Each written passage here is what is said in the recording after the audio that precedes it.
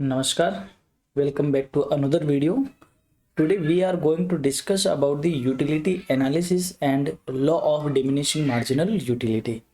This is very important topic of microeconomics और आप इसे बिजनेस इकोनॉमिक्स और मैनेजरियल इकोनॉमिक्स भी कहते हो। तो करते हैं स्टार्ट आज की class. Meaning of utility. Utility is the ultimate target of any kind of economy, यानी इकोनॉमी में जो भी मैन्युफैक्चरिंग होती है, जो भी प्रोडक्शन होता है, उन सब का जो अल्टीमेट अचीवमेंट है या अल्टीमेट जो टारगेट है उनका, वो ये है कि वो वांट को सेटिस्फाई कर भी रहा है या नहीं कर रहा। यानी अगर किसी इकोनॉमी में प्रोडक्शन हो रहा है, उस प्रोडक्शन के बाद अगर कंज्यूमर की वांट सेटिस्फाई नहीं हो रही है तो वह प्रोडक्शन कोई काम का नहीं है।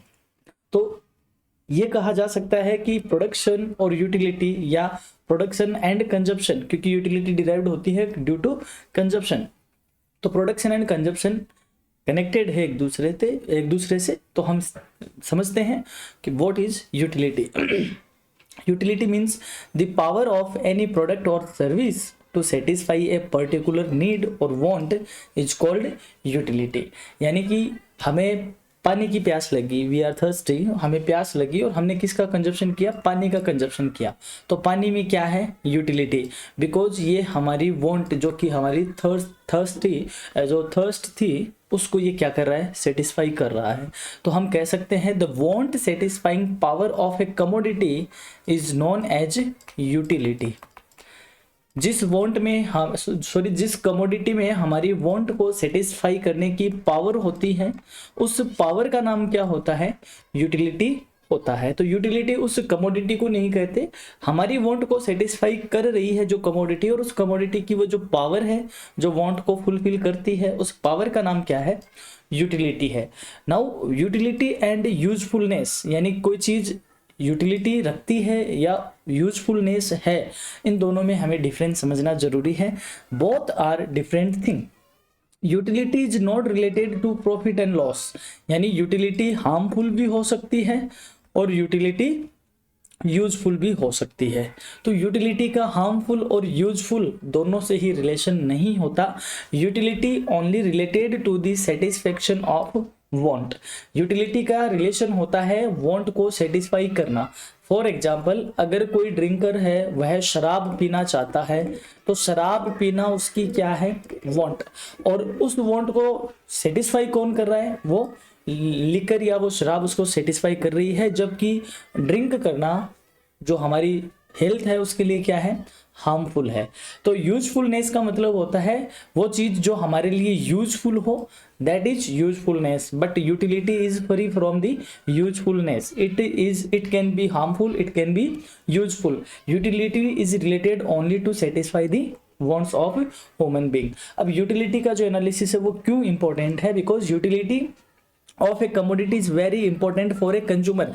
यूटिलिटी का जो सेगमेंट है वो हम पढ़ते हैं कंज्यूमर बिहेवियर में।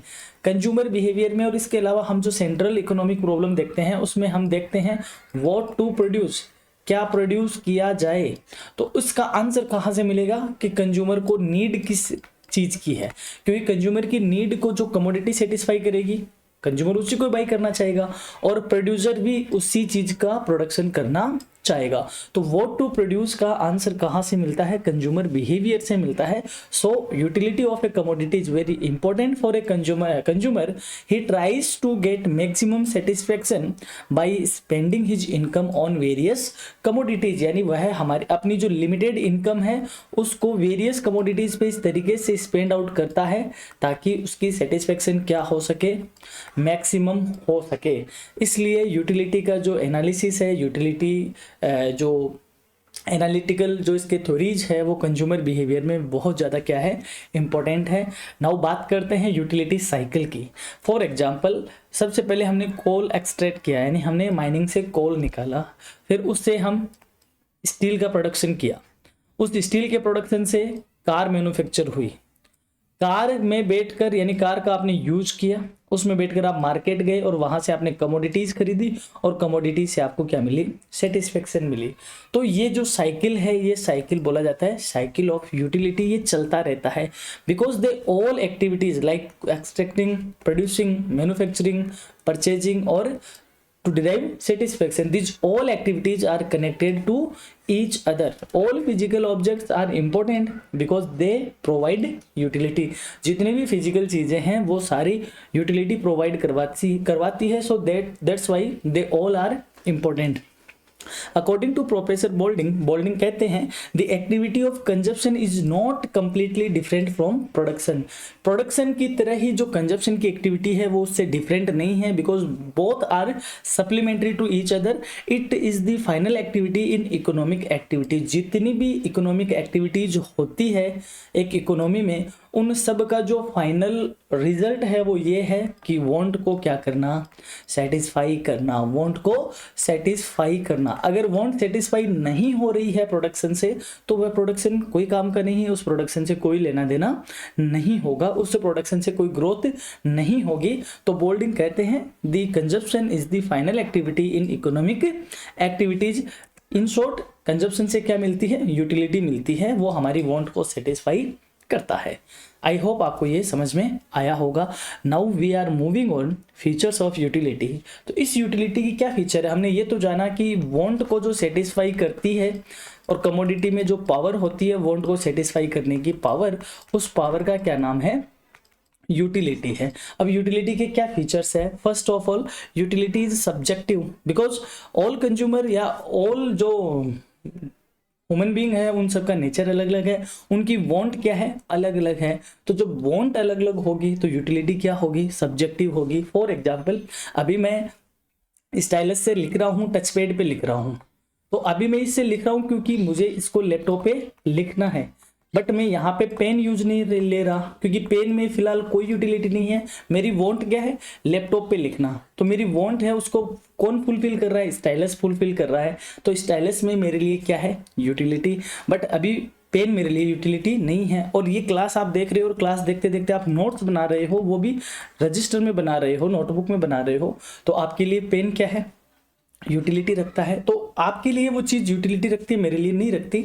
तो बिकॉज यूटिलिटी सब्जेक्टिव है, ह्यूमन बीइंग की वांट डिफरेंट होती है, तो इससे जो चीजें हैं वो यूटिलिटी है वो भी सब्जेक्टिव होती है। Second, utility is relative. Relative means जब आपकी वांट होगी तभी उसमें क्या होगी, किसी कमोडिटी में यूटिलिटी होगी। अगर आपकी वांट ही नहीं है तो यूटिलिटी भी नहीं है। फॉर एग्जाम्पल अभी हमने एग्जाम्पल लिया था प्यास का, कि आपको प्यास लगी है, थर्स्टी हो आप, तो आप पानी पियोगे, तो क्या आप पानी कंटिन्यू पीते रहोगे, छोड़ोगे नहीं पानी को। जैसे आपका पानी से फुलफिल हो गया कि अब पानी ठीक है, वांट सेटिस्फाई होगी, उसके बाद पानी तो है आपके पास लेकिन पानी में क्या नहीं है, यूटिलिटी नहीं है। तो जब अगेन आप दोबारा आपको प्यास लगेगी तो फिर आप दोबारा पानी का कंजप्शन करोगे। सो दैट्स वाई यूटिलिटी क्या है, रिलेटिव है। वांट अराइज होगी तो यूटिलिटी होगी, वांट नहीं होगी तो यूटिलिटी भी नहीं होगी। Next, utility is not essentially useful. ये अभी हमने प्रीवियसली डिस्कस कर लिया कि यूटिलिटी का यूजफुल होने से कोई रिलेशन नहीं है। यूटिलिटी हार्मफुल हो सकती है और यूटिलिटी यूजफुल हो सकती है। Utility is free from the useful and harmful. फिर utility is independent of morality. Morality से कोई रिलेशन नहीं है यूटिलिटी का। यूटिलिटी का जो अल्टीमेट रिलेशन है वो होता है वांट को सेटिस्फाई करना। अब वांट अगर आपकी मोरलिटी पे है तो वह मोरलाइज हो जाएगी, और अगर वह मोरल नहीं है आपकी वांट का, ऑलरेडी मोरल मतलब जैसे आपकी वांट क्या है, आपकी वांट है चोरी करना, चोरी करना, और चोरी के लिए आपको क्या रखना है, आपको गन रखनी है, खंजर वगैरह डेगर वगैरह रखना है। तो गन रखना या चोरी करना तो अच्छी बात नहीं है, मोरलिटी वाली नहीं है। लेकिन आपको आपकी जो वांट है उस वांट को सेटिस्फाई कौन कर रहा है, आपकी गन सेटिस्फाई कर रही है। तो दैट्स वाई इसमें आपकी क्या है, यूटिलिटी है। तो ये मोरलिटी तो नहीं है, बट यूटिलिटी इस मोरलिटी से क्या है, इंडिपेंडेंट है। यानी कि समाज के लिए वो चीज़ सही है या गलत है, यूटिलिटी को उससे कोई रिलेशन नहीं है। बढ़ते हैं आगे, मेजरमेंट ऑफ यूटिलिटी। तो अब इस यूटिलिटी का मेजरमेंट क्या किया जा सकता है, because utility is a psychological fact utility तो हमारी साइकोलॉजिकल फीलिंग ओनली फीलिंग है, तो इसका मेजरमेंट क्या कैसे करें। फिर भी इकोनॉमिस्ट ने इसको क्या किया है, वो एक्सेप्ट करते हैं कि हाँ इट इज़ मेजरेबल। उन्होंने एनालिसिस दिए हैं ऐसे जहाँ पे यूटिलिटी को क्या किया जा सकता है, मेजर आउट किया जा सकता है। दो तरीके के मेजरमेंट यहाँ पे है। First is the amount of money we are willing to pay for a commodity is a measurement of its utility to us.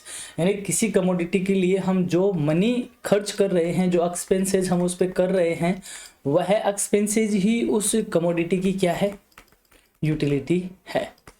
But कुछ economist, some economist challenged the measurability of the utility and call it is impossible. But कुछ economist ने कहा कि ज़रूरत ही नहीं है हमें utility को मेजर आउट करने की, या ये बताया कि ये इम्पॉसिबल है। बट दे उन्होंने क्या प्रेजेंट किया, दे present the indifference curve analysis for its measurement. यानी दो तरीके का मेजरमेंट दिया। एक ने कहा कि हम इसको नंबर में फिगर आउट कर सकते हैं, और एक ने कहा कि हम इसको नंबर में नहीं ऑर्डर में फिगर आउट कर सकते हैं। तो देखते हैं कौन कौन से हैं वो दो, cardinal approach and ordinal approach. In cardinal approach, utility measured in numbers like 1, 2, 3 to n. यानी हम यूटिलिटी को किस में मेजर आउट कर रहे हैं, नंबर में मेजर आउट करते हैं, तो वह अप्रोच होता है cardinal approach. Developed more by martial and Pigou. इसका जो डेवलपमेंट है वो मार्शल और पिगू ने किया। Fisher used the util to express the measurement of utility. यहाँ पे इंपॉर्टेंट आ जाता है कि यूटिल का इनोवेशन या यूटिल का किसने यूज किया था, फिशर ने यूज किया था। किसको मेजर आउट करने के लिए, यूटिलिटी को मेजर आउट करने की यूनिट बताई थी उन्होंने कि हम किस में मेजर आउट करते हैं, यूटिल में मेजर आउट करते हैं। और यूटिल किस में एक्सप्रेस्ड होता था, नंबर में एक्सप्रेस्ड होता है। Law of diminishing marginal utility and law of equi marginal utility are based on this approach. तो जो DMU है and the equality sorry equi marginal utility law है वो किस पे बेस्ड है, कार्डिनल अप्रोच पे बेस्ड है। बट कुछ इकोनॉमिस्ट कहते हैं कि हम नंबर फॉर्मेट में मेजर आउट नहीं कर सकते because it is a psychological feeling. तो हम नहीं बता सकते कि किस में कितनी यूटिलिटी मिल रही है, बट हम ये कह सकते हैं कि किस में ज़्यादा यूटिलिटी मिल रही है और किस में कम मिल रही है। एक एग्जाम्पल लेते हैं, आपको प्यास लगी है तो आपके पास ऑप्शन है वाटर, जूस और कोल्ड ड्रिंक। ठीक है, water, juice and cold drink. तो आपसे पूछा कि आप पहले नंबर पे यानी आप किसको प्रीफर करोगे, तो आपने कहा कि मैं प्रीफर करूंगा वाटर को, एंड सेकंड में प्रीफर करूंगा जूस को, एंड थर्ड में प्रीफर करूंगा कोल्ड ड्रिंक को। तो आप ये थोड़ी कह सकते हो कि वाटर से कितनी यूटिलिटी मिली, जूस से कितनी मिली, एंड कोल्ड ड्रिंक से कितनी मिली। हाँ, आपने ये बता दिया कि फर्स्ट नंबर पे प्रायोरिटी वाटर की है, सेकंड पे जूस की और थर्ड पे कोल्ड ड्रिंक की। तो ऐसा जो अप्रोच है वो कौन सा है, ऑर्डिनल अप्रोच है। Utility can't be measured can only be ordered according to ordinal approach. इसमें कहा गया कि यूटिलिटी को मेजर आउट नहीं किया जा सकता, केवल ऑर्डर दिया जा सकता है कि फर्स्ट पे कौन है, सेकंड पे कौन है और थर्ड पे कौन है, टिल एन तक की कौन से किस तरह की प्रायोरिटी पे है। Developed by Hicks and Allen. Cardinal approach के डेवलपमेंट में हिक्स और एलन का ज़्यादा नाम आता है। Indifference curve analysis is based on this approach. Indifference curve जो एनालिसिस है वो कार्डिनल अप्रोच पे बेस्ड है। तो there are two kind of approaches to measure out the utility. First is the cardinal approach and second is the ordinal approach. In cardinal approach we are using the number, and in ordinal approach we are using the order like first, second and third. Marshall and Pigou are the developer, या यूँ कहें most जो development है वो martial और Pigou के through किया गया, और ऑर्डिनल में हिक्स और एलन के थ्रू किया गया। नाउ कॉन्सेप्ट ऑफ यूटिलिटी की, अब यूटिलिटी के क्या कॉन्सेप्ट है। फॉर एग्जांपल, आप किसी कमोडिटी, एक्स कमोडिटी है, उसकी यूनिट का कंजप्शन कर रहे हो 1 2 3 4 7, ठीक है, पहली यूनिट का आपने कंजप्शन किया। अच्छा, हम ये जो कॉन्सेप्ट है ये अभी हम किसके अकॉर्डिंग देख रहे हैं, ये हम कार्डिनल अप्रोच के अकॉर्डिंग ही देख रहे हैं। यहाँ से कार्डिनल अप्रोच हम स्टार्ट कर रहे हैं। पहली कमोडिटी का आपने कंजप्शन किया, you get 12 equal to 12 marginal utility. दूसरी यूनिट यानी सेकंड यूनिट से इक्वल टू 8 के आपने यूटिलिटी डिराइव की, थर्ड से 6th, फोर्थ से 4th, 5th से 2, 6 से 0 एंड 7 से -2। इन सब का टोटल किया तो हमारे को मिली टोटल यूटिलिटी, यानी 12, एक से मिली 12 का टोटल 12। फिर सेकंड यूनिट का आपने कंजप्शन किया तो 12 + 8 = 20। थर्ड से आपने इन तीनों का टोटल किया 26, फोर्थ पे आपने इन सब का टोटल किया और यहाँ कर दिया। तो बात यह है कि टोटल यूटिलिटी क्या होती है और मार्जिनल यूटिलिटी क्या होती है। Total utility refers to the entire amount of satisfaction obtain from consuming various quantities of a commodity, यानी एक कमोडिटी की वेरियस क्वांटिटीज को आपने कंज्यूम किया, उससे जो टोटल मार्जिनल यूटिलिटी मिली या फिर जो अलग अलग जिनसे यूटिलिटी आपको डिराइव हुई उन सब का आपने जो टोटल किया उसको क्या बोलते हैं, टोटल यूटिलिटी, यानी entire amount of satisfaction. And the marginal utility is the addition made to the total utility by consuming one more unit of commodity. किसी पर्टिकुलर यूनिट से जो पर्टिकुलर यूटिलिटी डिराइव्ड हुई उसको क्या बोलते हैं, मार्जिनल यूटिलिटी बोलते हैं, या फिर एडिशनल यूनिट के कंजप्शन से टोटल में जो चेंजमेंट हुआ वो क्या है, मार्जिनल। फॉर एग्जांपल आपने थर्ड यूनिट तक का कंजप्शन किया जिससे आपका टोटल यूटिलिटी कितनी थी, 26 थी।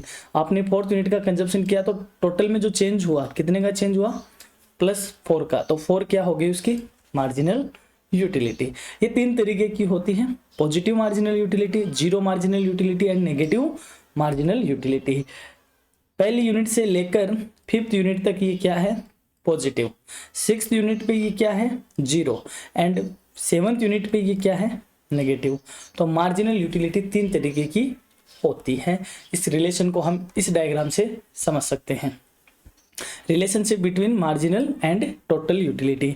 जब शुरुआत में मार्जिनल यूटिलिटी हमारी पॉजिटिव थी बट डिक्रीज मोड में थी, पॉजिटिव थी बट डिक्रीजिंग थी, तब हमारी टोटल यूटिलिटी इंक्रीज हो रही थी।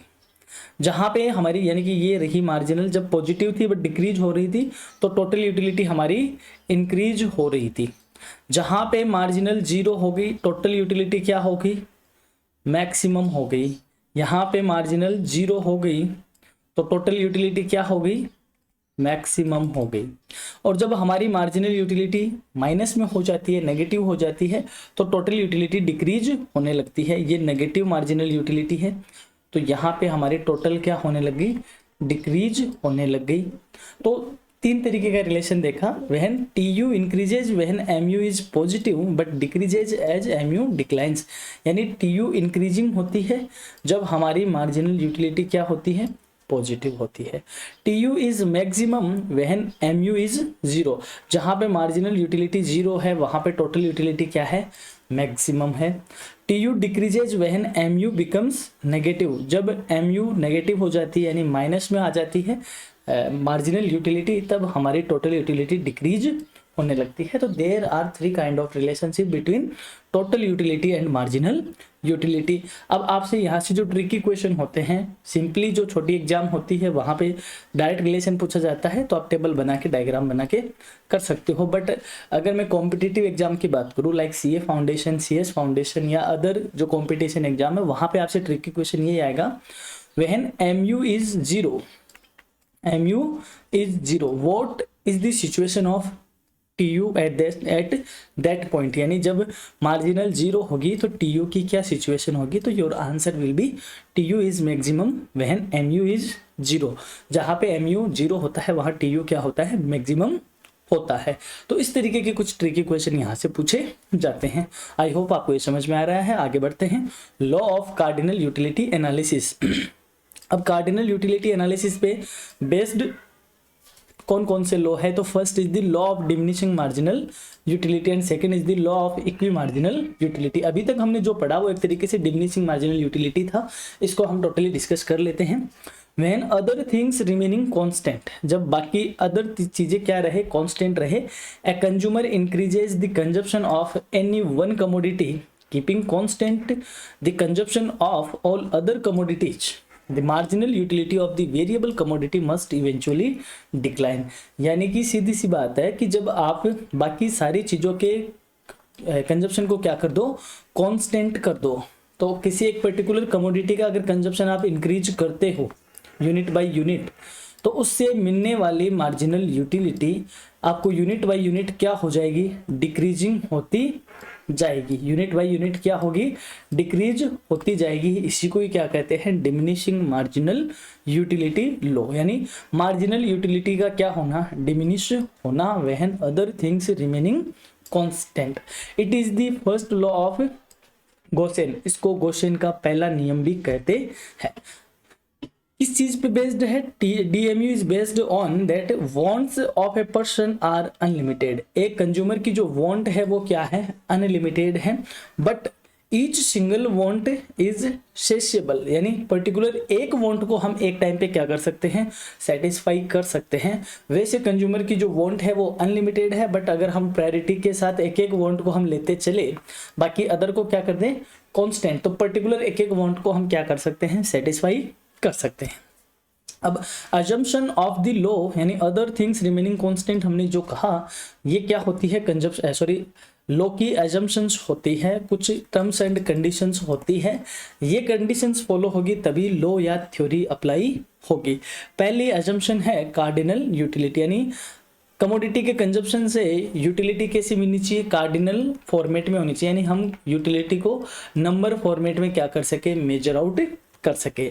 Second, marginal utility of money is constant, यानी जो हम कमोडिटी पे मनी को एक्सपेंसेस कर रहे हैं या मनी खर्च कर रहे हैं, उस मनी की जो मार्जिनल यूटिलिटी है वो क्या होनी चाहिए, कांस्टेंट होनी चाहिए। मीनिंग क्या हुआ कि आपके पास इधर अमाउंट ऑफ मनी है, तो जैसे जैसे आप इसको खर्चा करते हो तो इस मनी की जो नेक्स्ट यूनिट है उस नेक्स्ट यूनिट की मार्जिनल यूटिलिटी में चेंज नहीं होना चाहिए, बट ऐसा होता नहीं है। Marginal utility of money constant नहीं रह पाती है, क्यों, क्योंकि जैसे जैसे मनी खर्च होती है हमारी या कम होती है, उसकी मार्जिनल यूटिलिटी क्या हो जाती है, ज़्यादा हो जाती है। यानी हमारे पास जब ज़्यादा पैसा होता है तब हम आराम से खर्चा कर सकते हैं, एक्सपेंसेस कर सकते हैं, और जब हमारा पैसा कम हो जाता है तो हम कम खर्चा करना चाहते हैं, हम बचाना चाहते हैं कि अब क्योंकि हाथ से पैसा छोड़ा नहीं जाता। उसी चीज को बोलते हैं मार्जिनल यूटिलिटी ऑफ मनी। ये क्या होनी चाहिए, कांस्टेंट होनी चाहिए। नेक्स्ट है इंडिपेंडेंट एमयू, यानी एक यूनिट की एक कमोडिटी की हम जो यूनिट अलग अलग तरीके से यूज कर रहे हैं, हर यूनिट से मिलने वाली यूटिलिटी क्या होनी चाहिए, इंडिपेंडेंट होनी चाहिए। उन सबको हम अलग अलग तरीके से कैलकुलेट कर सके। फिर है होमोजीनियस प्रोडक्ट, जिस कमोडिटी की हम यूनिट को कंज्यूम कर रहे हैं उनकी जो यूनिट है वो क्या होनी चाहिए, होमोजीनियस। फॉर एग्जांपल, आप जैसे मान लो रोटी का या ब्रेड का आप कंजप्शन कर रहे हो, तो पहले आपको जो आपने 4 रोटियां आपने खाई, पहली रोटी आपको मिली रात की ठंडी रोटी मिली, सेकंड रोटी आपको गर्म रोटी मिली, थर्ड रोटी में घी लगा हुआ मिला, और जो फोर्थ रोटी है वो एज ए पराठा फॉर्म में मिली। अब आपको कौन सी यूनिट से ज्यादा कंजप्शन यूटिलिटी मिलेगी, तो आप कहोगे कि हमें फोर्थ यूनिट से ज्यादा यूटिलिटी मिली। तो ये तो गलत हो गया। आपने तो कहा कि सर तो कह रहे थे कि जैसे जैसे कंजप्शन इंक्रीज होगा मिलने वाली यूटिलिटी क्या होगी, डिक्रीज होगी। यहाँ पे तो उल्टा हो रहा है, पहली यूनिट से यूटिलिटी कम मिल रही है, फिर गर्म से थोड़ी ज्यादा, घी वाली से और ज्यादा, और पराठे वाली से और ज्यादा हुई। तो क्या ये यूनिट होमोजीनियस है? नहीं, सारी यूनिट अपने आप में अलग अलग है, तो ऐसा नहीं होना चाहिए। जिस भी यूनिट को या जिस कमोडिटी को आप कंजप्शन कर रहे हो उसकी यूनिट क्या होनी चाहिए, एक जैसी होनी चाहिए, होमोजीनियस होनी चाहिए। फिर है एप्रोप्रिएट कंजप्शन। कंजप्शन कैसा होना चाहिए, अमाउंट उसकी एप्रोप्रिएट होनी चाहिए। यानी आप एक रोटी खा रहे हो और रोटी जो जनरली जो स्टैंडर्ड ग्रास बनता है रोटी का, जो आप तोड़ के खाते हो, निवाला बनाते हो, तो वह एक स्टैंडर्ड में होना चाहिए। ऐसे नहीं कि पूरी रोटी का एक ग्रास बना के आपके मुंह में ठूंस दिया हो, उससे भी यूटिलिटी नहीं मिलेगी। और ये भी नहीं कि बहुत छोटे छोटे टुकड़े करके जैसे हम चिड़िया को खिलाते हैं उतने आपको खिलाया जाए, उससे भी यूटिलिटी नहीं मिलेगी, क्योंकि हमारे लिए वो कंजप्शन की साइज क्या नहीं है, अप्रोप्रिएट नहीं है। तो कंजप्शन की साइज क्या होनी चाहिए, अप्रोप्रिएट होनी चाहिए। फिर नेक्स्ट है कंटिन्यूस कंजप्शन। जो कंजप्शन है वह कंटिन्यूस होना चाहिए जब तक हमारी वांट क्या नहीं हो जाए, सेटिस्फाई नहीं हो जाए। आप अगर कंजप्शन को कंटिन्यूस नहीं करके बीच बीच में ब्रेक देते हो तो उससे हमारा law of diminishing marginal utility apply होना बंद हो जाएगा। फिर है रेशनल कंज्यूमर। कंज्यूमर क्या है, रेशनल है।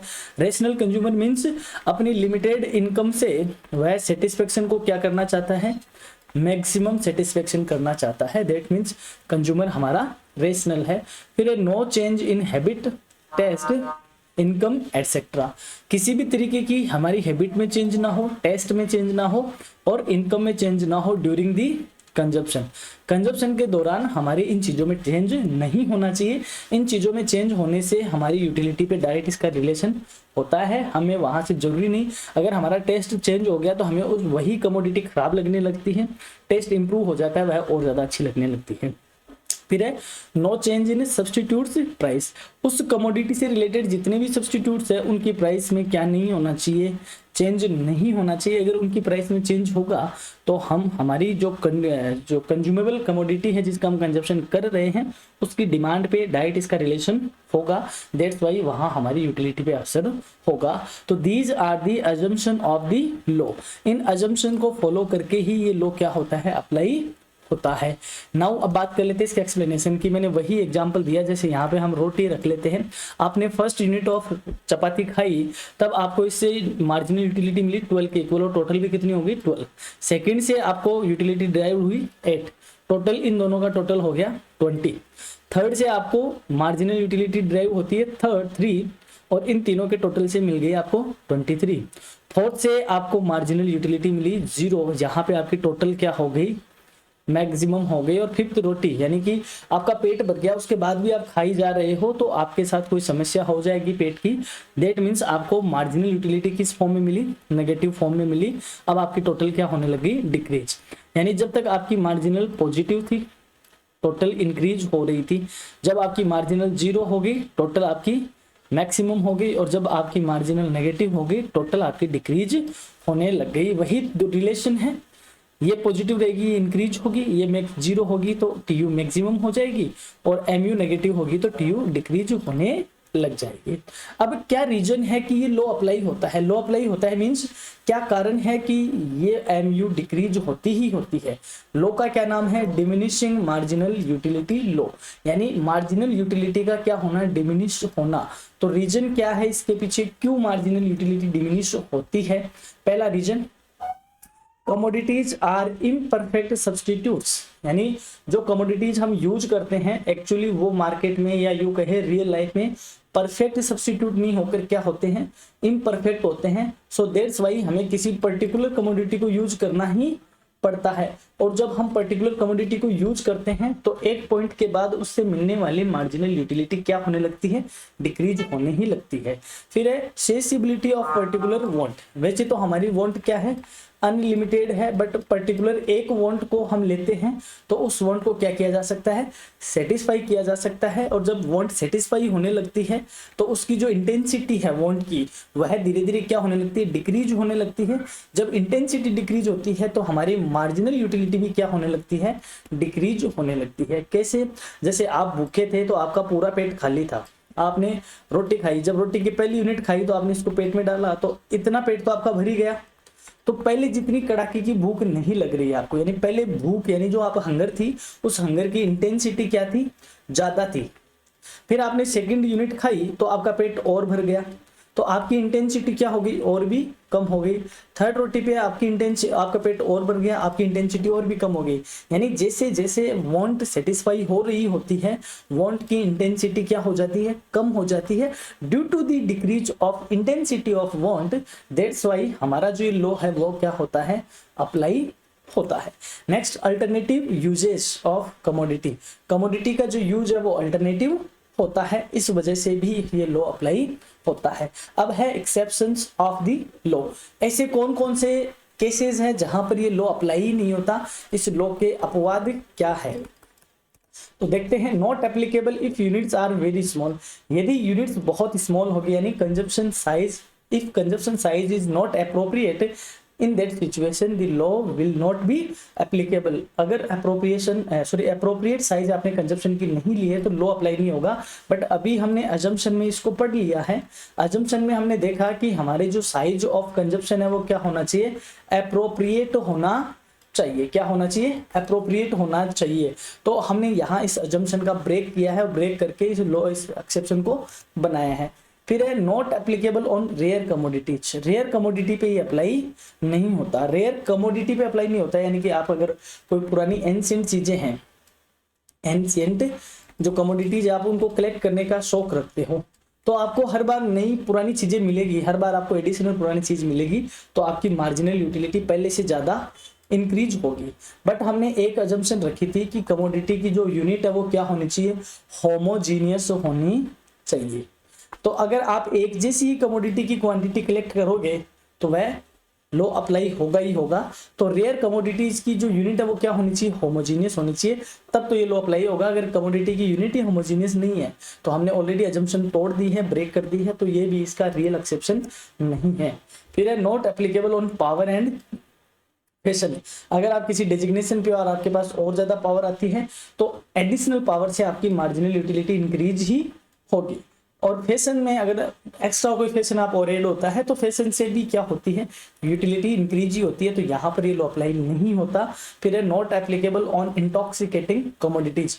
कमोडिटीज की जो ऐसी कमोडिटीज जो इंटॉक्सिकेटिंग होती है, यानी जिनसे क्या होता है, नशा होता है, उन कमोडिटीज पे ये लो अप्लाई नहीं होता। फॉर एग्जाम्पल शराबी को आप पहला जो पेग पीता है उसमें यूटिलिटी कम मिलती है, सेकंड पेग में यूटिलिटी ज्यादा मिलती है, थर्ड पेग में और भी ज्यादा, फोर्थ में और भी ज्यादा उसको यूटिलिटी मिलती है। लेकिन हमने एक अजम्पशन पढ़ी थी कि no change in the mental situation of consumer की मेंटल सिचुएशन में चेंज नहीं होना चाहिए ड्यूरिंग दी कंजप्शन। तो जब वह पहला पेग पी रहा था तब उसकी मेंटल सिचुएशन अलग थी, सेकेंड पेग पे अलग, थर्ड पे अलग, फोर्थ पे अलग, तो उसकी मेंटल सिचुएशन चेंज हो गई। दैट मीन्स हमने अजम्पशन को यहाँ पे ब्रेक कर दिया है, तो उसमें चेंज नहीं होना चाहिए, इसलिए यहाँ पे कहा गया है कि इंटॉक्सिकेटिंग कमोडिटीज पे ये अप्लाई नहीं होता है। नेक्स्ट है not applicable on sweet song और पोएम।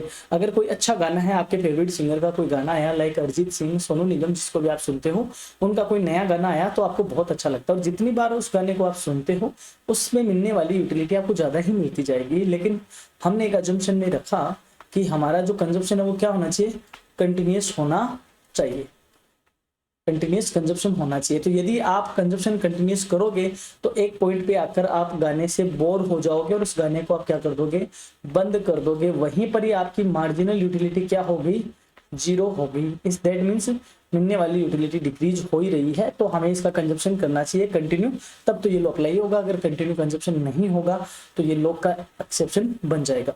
फिर क्वांटिटी विद अदर पर्सन, यानी किसी कमोडिटी की क्वांटिटी अदर पर्सन के साथ कितनी है। तो अगर आप जैसे मान लो आपके पास कार आई, तो कार में आपको यूटिलिटी मिली, आपको मजा आया, लेकिन आपके पड़ोसी भी आप एक कार लेके आ गए, अब आपकी कार में आपको यूटिलिटी क्या हो गई, मिलनी बंद हो गई, क्योंकि पड़ोसी के पास भी आ गई, ठीक है। फिर आप एक कार और लेके आए, तो अब आपको सेकंड कार में यूटिलिटी ज्यादा मिली, जबकि सेकंड में यानी नेक्स्ट है तो यूटिलिटी कम मिलनी चाहिए, तो आपको सेकंड में ज्यादा मिली। बट यहाँ पे वही अजम्पशन आ जाएगी हमारी कि हमारा प्रोडक्ट क्या होना चाहिए, होमोजीनियस होना चाहिए। तो क्या हम एक जैसी कार लेके आएंगे, नहीं लेके आएंगे।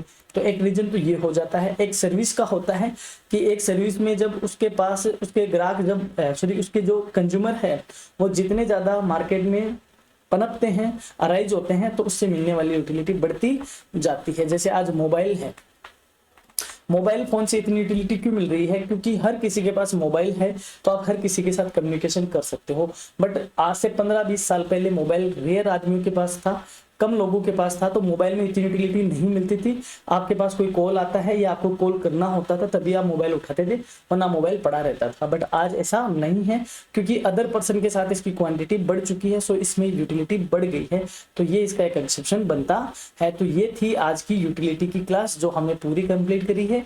ये class BA, BA, LLB, MA, BCom, MCom, assistant professor, research assistant, first grade commerce, AS, CA, CS foundation, BBA, MBA, इन सभी स्टूडेंट के लिए, और बीटेक के मेफा स्टूडेंट के, यानी बीटेक के जो स्टूडेंट जो मेफा पढ़ते हैं, managerial economics and financial accountant, उनके लिए ये बहुत ज़्यादा इंपॉर्टेंट है। अगर आपको क्लास अच्छी लगी है तो आप लाइक करें, शेयर करें, चैनल पे नए हो तो सब्सक्राइब करें। आप हमें वेरियस प्लेटफॉर्म पे ज्वाइन कर सकते हो। यहाँ तक वीडियो देखने के लिए आपका धन्यवाद। जल्द ही एक नए इंफॉर्मेटिव वीडियो के साथ आपसे मुलाकात करेंगे, तब तक के लिए थैंक यू, शुक्रिया।